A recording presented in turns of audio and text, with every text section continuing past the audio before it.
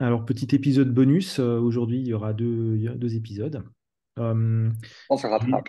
Exactement. J'ai envie de parler un peu aujourd'hui de la spécificité en CSS, qui est un sujet qui me paraît important. C'est un peu un secret, un des sombres secrets du CSS, non? Mhm, ouais, Alors, je vais ouais. partager mon écran pour vous montrer des belles choses. Hop. Manuel, est-ce que tu as, en termes de spécificité, une résumé en trois mots sur la spécificité ou vraiment une règle au pif que tu suis? Alors là, disons que le résumé en une phrase, c'est les sélecteurs ne sont pas égaux. Certains sont Mhm, plus forts que d'autres. Et en cas de conflit, certains vont gagner. ouais. Alors, tu vas me poser la question, qu'est-ce que c'est les sélecteurs? Eh bien, en CSS, les sélecteurs, qu'est-ce que je vais te montrer? Je vais te montrer ici peut-être un code pen. Le sélecteur dans le CSS, c'est ce qui se trouve avant les accolades. Donc, ça peut être un élément, comme par exemple Mhm. UL, deux éléments, comme par exemple LI, précédé de UL. Ça peut être Voilà, c'est une un classe. LI qui est dans un UL, ouais. Mhm. Ça peut être un identifiant, ou ça Mhm. peut être plein de choses qui vont composer un sélecteur plus ou moins complexe. Donc, c'est la base du CSS. Vous en faites à chaque fois que vous écrivez une règle de CSS. Euh, et une chose qu'on apprend au fur et à mesure qu'on pratique, c'est que ces sélecteurs, ils ne sont pas de force égale et de puissance égale. Donc, une des règles de base du CSS, c'est que ça se lit de haut en bas. Le navigateur va l'interpréter de haut en bas. Et si on fait des choses contradictoires, par exemple, notre UL, on le colorise une fois en rouge et ensuite, parce que on est brouillon, une fois en vert, c'est toujours la dernière règle qui garde le dernier mot et qui gagne. Sauf, Je dis, c'est comme à la maison, à la table de dîner, c'est le dernier qui parle qui gagne. exactement, celui qui a le dernier mot, il remporte la partie. Donc, si vous écrivez une règle plus bas, elle va être plus forte et donc elle va surcharger les règles du haut, sauf si la spécificité s'en mêle. Et donc, si un peu plus haut, vous avez écrit, par exemple, ceci, votre règle du bas, en fait, elle ne s'applique pas. Et tant que vous ne connaissez pas la spécificité, pour vous, ça va rester quelque chose de mystérieux et un casse-tête. Et encore une chose de plus qu'on ne comprend pas en CSS. Une fois qu'on vous explique la spécificité, les choses s'éclaircissent. Et c'est pour ça que ce n'est pas un sujet qu'on aborde en première année, pendant le premier cours, mais on attend que vous ayez un petit peu d'expérience pour vous révéler cette vérité. Euh, la spécificité, donc je viens de faire une explication, mais pour vraiment la comprendre, c'est pas simple. Et voilà la règle vraiment officielle du W3C, la CSS spec, qui explique les choses comme ceci. Et donc, c'est un paragraphe et ça donne des exemples. Non, ça donne d'abord la règle. Comptez le nombre Mhm, d'identifiants, comptez le nombre de classes, d'attributs et de pseudo-classes, comptez le nombre de sélecteurs de types et de pseudo-éléments qui vont vous donner une valeur A, B et C. Et mhm. ceci vous donne un chiffre qui représente la spécificité. Donc voilà une explication. Il y a des explications qui ont été faites par des gens qui aiment les choses visuelles, par exemple comme Mhm. ceci ou comme ceci, en utilisant la Mhm. métaphore des personnages de Star Wars. Il existe des calculateurs de spécificité, en voilà un. Euh, donc il y a différentes manières de montrer, de chiffrer les choses. Donc prenons par exemple cet exemple, ces deux exemples-là. On a deux classes, une qui est un simple UL et une qui est UL suivi par LI. Donc on parle de ces éléments HTML. Mhm. Si je veux compter combien ça vaut ça, que me dit mon calculateur? Il me dit ça vaut 0,01. Et si je veux compter celle-ci, je la mets dans mon calculateur. Ok, ça vaut 0,02. Donc c'est un peu comme un jeu de cartes quelque part. Euh, Si vous avez en main des cartes plus puissantes, vous gagnez. Et donc là, il y a en fait trois niveaux de puissance. Dans chacun de ces niveaux, vous pouvez avoir un chiffre qui est de 0 ou plus grand. Mhm. Et donc, le W3C les appelle A, B, C. Ici, c'est simplement trois chiffres qui se suivent. Et c'est celui du bas, quel que soit son nombre, il va être moins fort que le chiffre du milieu. Et celui-là, quel que soit son nombre, Mhm. il va être moins fort que le chiffre du haut.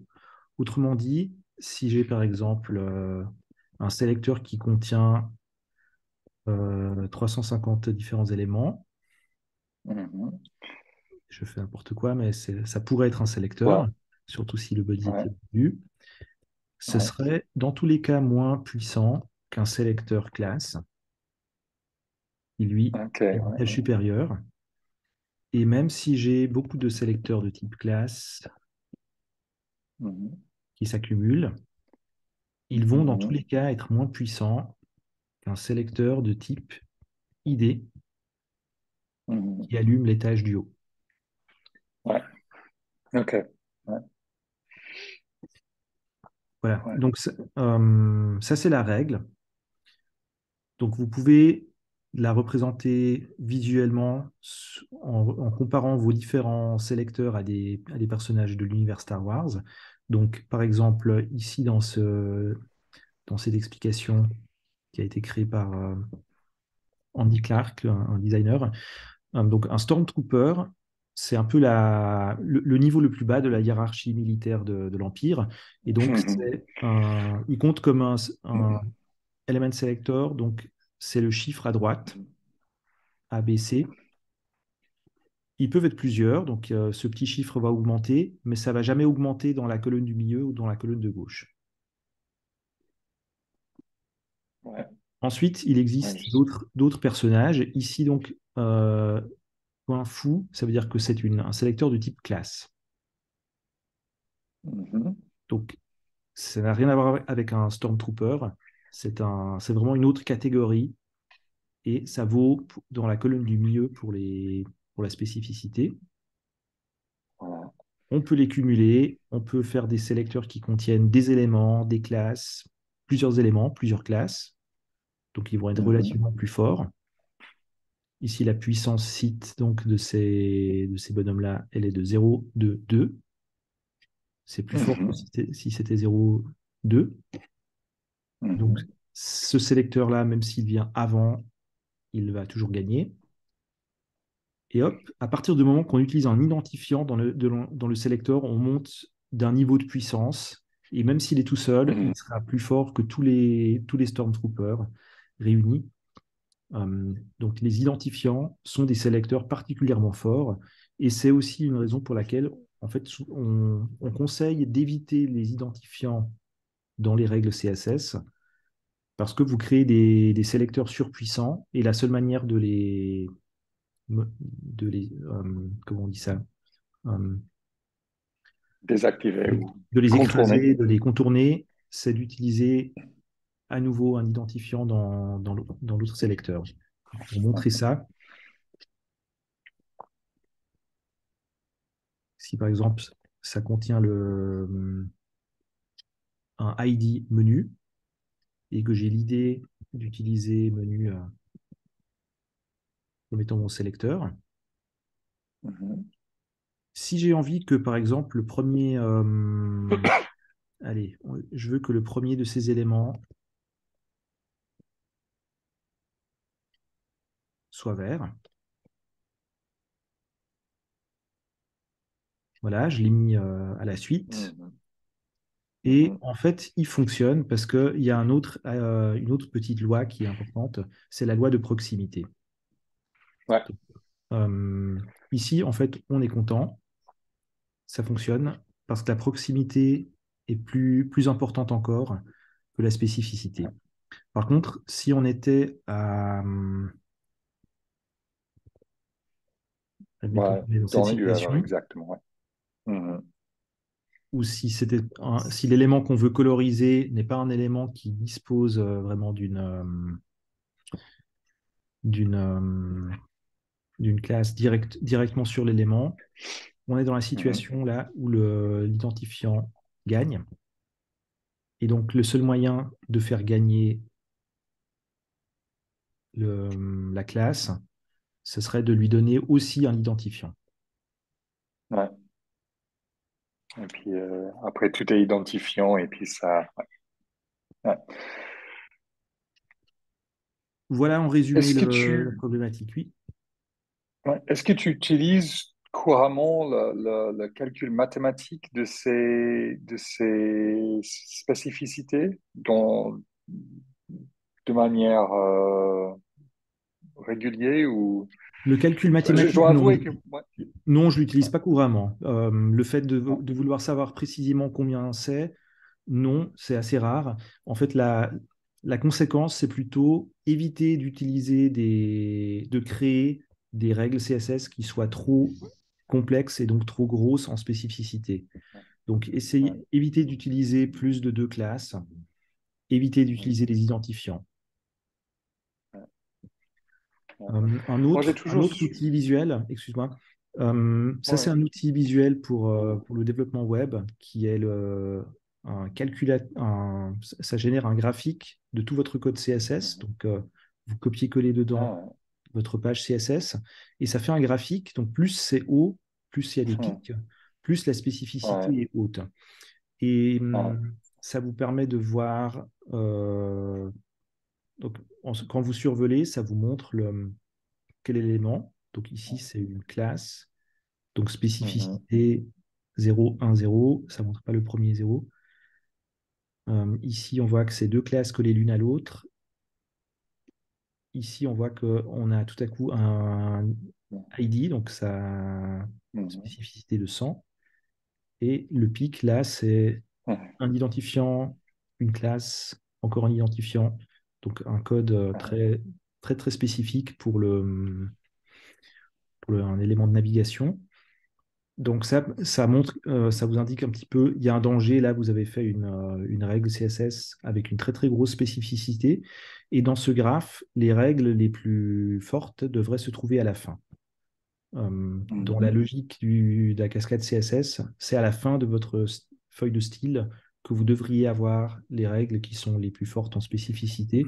Donc on devrait avoir un graphe ici qui monte. C'est ce qu'explique dans un Ouais, article la personne qui a créé mhm, cet outil d'analyse. Donc, par exemple, avoir quelque chose comme ceci dans votre feuille de style, c'est pas très bon. Et avoir quelque chose comme ceci, ça veut dire que vous avez été logique et cohérent.